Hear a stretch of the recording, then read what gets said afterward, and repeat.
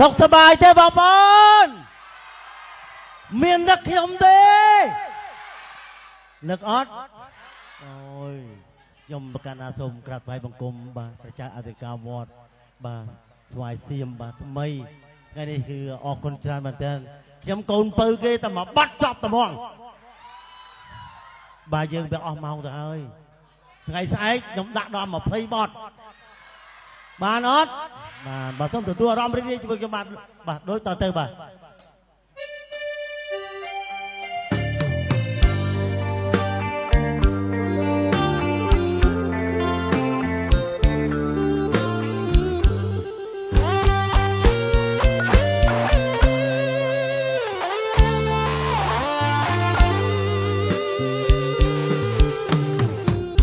កោះអុកញ៉ាតៃមុនថ្ងៃភ្លេចរលកពេជ្រពេជ្ររំលេចសភាព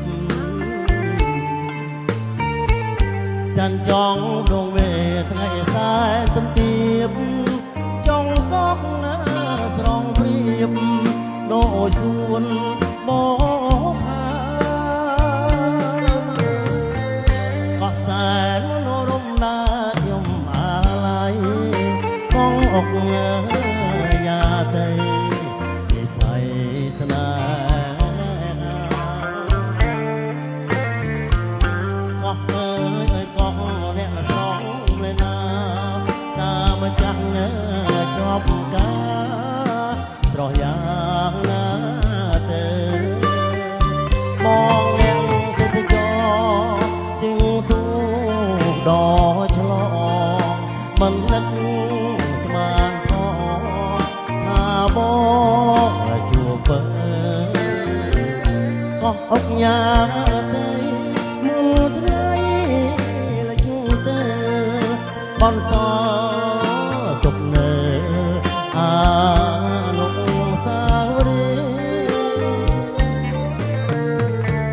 មកដល់ភ្នំពេញទុនពេញនឹកកោះបងនឹកស្រណុក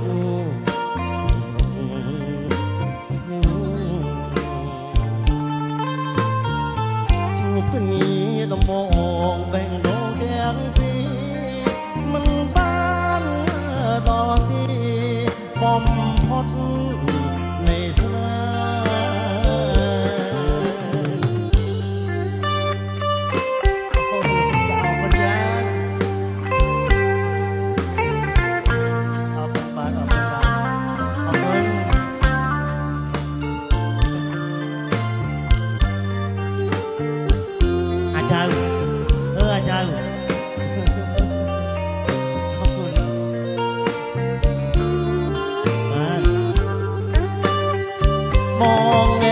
ទេសចរជាងទូ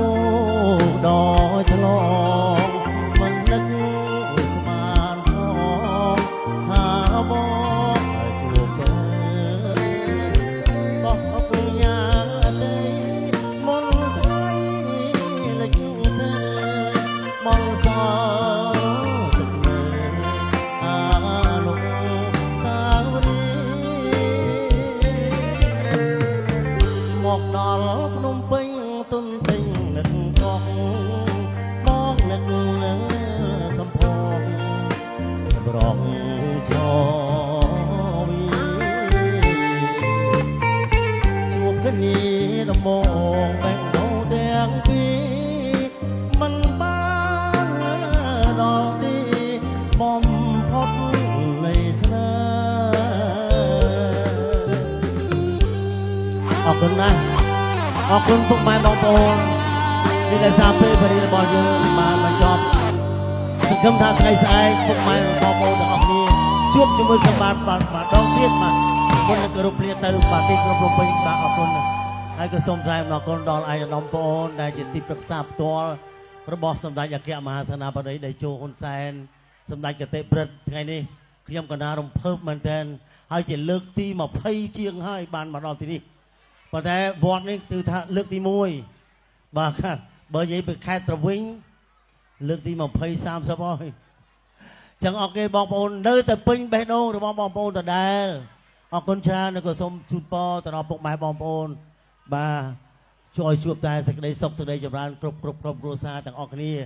ឥឡូវនេះយើងនៅសល់មកបទពីរបទទៀតបាទ